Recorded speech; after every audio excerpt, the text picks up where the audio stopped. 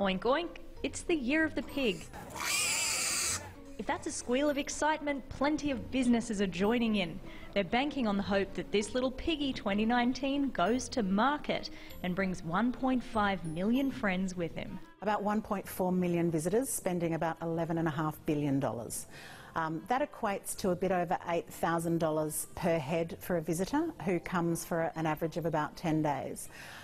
That's a much higher spend per visit than you find for most of our other markets. Case in point, this tour group have arrived with wallets open. In coming weeks, Mediland Farm can expect 10 van loads a day. That's about 200 shoppers. There's more direct flights to Australia, so I guess these people have more disposable income, so they want to travel abroad, spend their hard-earned money that they've saved. The business had $34 million revenue last year and are expecting a bump up in 2019.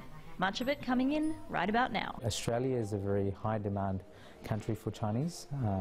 Our dollar certainly helps. Our quality assurance and products certainly helps. It's a rosier picture than the one painted for shops that cater to a local audience, as evidenced by the grim December 18 retail numbers. Well, the Australian audience here in Australia has a much broader scope and range to actually go to, and there's also, they already have online as well, and the discounting environment here is ruthless, absolutely ruthless. The Australian retail industry has had it tough, with online and onshore competitors at an all-time high. It's part of the reason businesses like Mediland are targeting visiting Chinese shoppers, because their agenda, appetites and budgets are very different. But what of the much reported Chinese economic slowdown? Will the pig prove as big a boon to the Aussie economy as the monkey, rooster or dog did?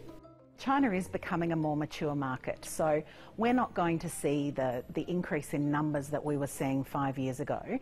If you look at the numbers to the end of October last year, we saw about 9% growth in visitors. But where it's the benefit is that we've seen a 12% growth in spend. 1.25 million Chinese visitors came to Australia last year.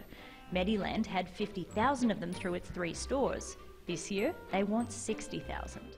And unlike Dago models or direct retail models, our store relies on that Chinese tourism, where we're partnered up with ITOs, inbound tour operators.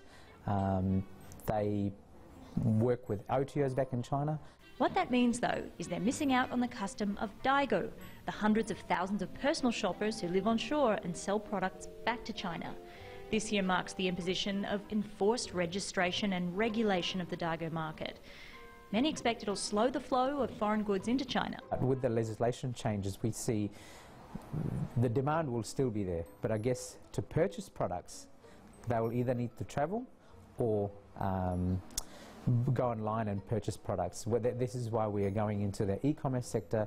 But while they and other businesses rely on the Chinese to hit our shore before the shelves, they've only got a small window to fill the piggy bank. That means bigger shops, more shops, and increasing our exposure just generally. So we'd like to go back into China through the online platform. There they'll compete with countless others with a porcine bottom line. Your money reporter Camille Bianchi there with that report.